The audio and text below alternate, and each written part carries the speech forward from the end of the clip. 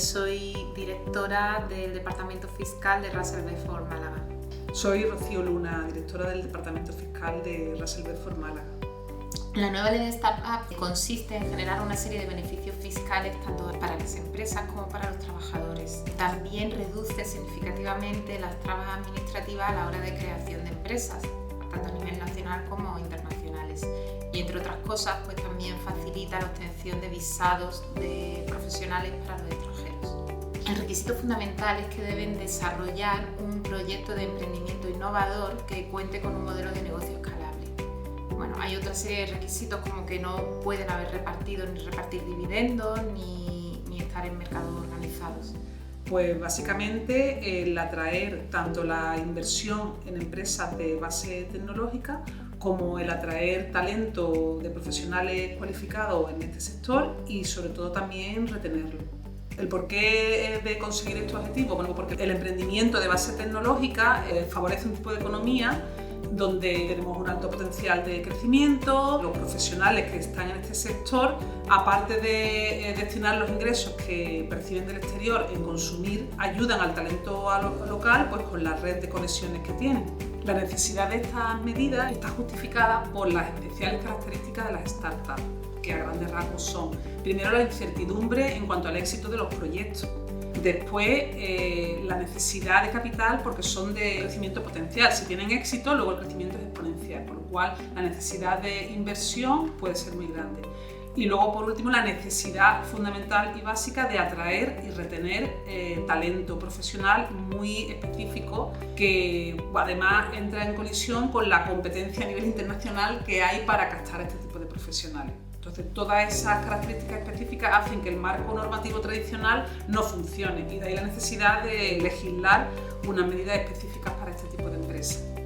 Además, hay que tener en cuenta que España cuenta con un activo adicional, que hay buena conectividad a nivel de Internet, hay seguridad, hay un marco jurídico adecuado para establecerse y vivir aquí, la gastronomía, la buena climatología, entonces todo eso hace que sea un destino muy preferido para los nómadas digitales. La principal ventaja fiscal de la nueva ley es la reducción del tipo impositivo del 25 al 15%. Otra ventaja es, durante los primeros 4 ejercicios, la posibilidad que tienen estas empresas de aplazar sus deudas ante la administración sin necesidad de prestar garantía y sin intereses de demora. Igualmente, en el ámbito del impuesto sobre sociedades, los 2 primeros años que las startups tengan beneficios no tendrán que asumir el pago a cuenta del impuesto sobre sociedades. Otra serie de beneficios, por ejemplo, destinados a los trabajadores, es que se reducen un 50% en el IRPF los rendimientos obtenidos por el trabajo de los administradores y de alguna serie de directivos y empleados que cumplan unos determinados requisitos. Cuando haya personal por cuenta propia, se bonificará la cuota mínima de autónomo en un 100%, también en los primeros años. Actualmente existe en España un régimen fiscal, popularmente conocido como Ley Beckham, que favorecía que determinados trabajadores cualificados se desplazaran a España para vivir aquí, estableciendo un régimen fiscal más beneficioso para ellos, que básicamente consiste que hasta los 600.000 euros van a tributar un tipo fijo del 24%. Es bastante favorable. Y luego de 600.000 para arriba, pues ya el tipo sube, depende de la comunidad autónoma, pero en torno al 45%. Lo que pasa es que para poder aplicar este régimen fiscal beneficioso a trabajadores impatriados se requería una serie de condiciones que en ocasiones eran complicadas de cumplir. Y una de las condiciones era el motivo del desplazamiento, es decir, tenían que ser trabajadores que su empresa los desplazara a España. Ahora, con el tema de la ley de startup, esto se ha flexibilizado muchísimo. De hecho, basta, por ejemplo, con que sea un teletrabajador que trabaje para su empresa en el extranjero y ya se considera cumplido el requisito del motivo del desplazamiento, que facilita bastante. Y se abre mucho más. Por ejemplo, antes de entrar en vigor esta nueva ley, los administradores de empresas constituidas en España también podían aplicar este régimen siempre que tuvieran menos de un 25% de participación en la empresa española. Se ha eliminado ese requisito, es decir, pues si un nómada digital o un emprendedor se quiere venir a España, puede constituir aquí su sociedad y puede ser suyo al 100% y ser el administrador y ya con eso se considera cumplido. Aparte también se reduce el número de años, se exigía que en los últimos 10 años no hubiera sido residente fiscal en España. Se ha reducido a 5 y luego también la reagrupación familiar también se ha facilitado, es decir, cónyuges e hijos menores de 25 años pueden trasladarse a España más tarde, en el mismo año o más tarde que el impatriado principal, y aplican igualmente este régimen siempre que la suma de base imponible sea inferior al impatriado principal, pero sobre todo que también se le aplican unos requisitos más flexibles. Se añaden una serie de medidas que facilitan muchísimo lo que es el tema de la migración. Sabéis que ciudadanos de la Unión Europea no tienen problema para residir y trabajar en España, pero siendo de fuera de la Unión Europea el tema se complica y la obtención de visado hasta ahora era una cuestión, y sigue siendo una cuestión realmente complicada desde el punto de vista administrativo. Entonces, con esta nueva ley se han introducido nuevos tipos de visados para profesionales que trabajan en o para empresas emergentes, que se llaman, por ejemplo, visados para teletrabajadores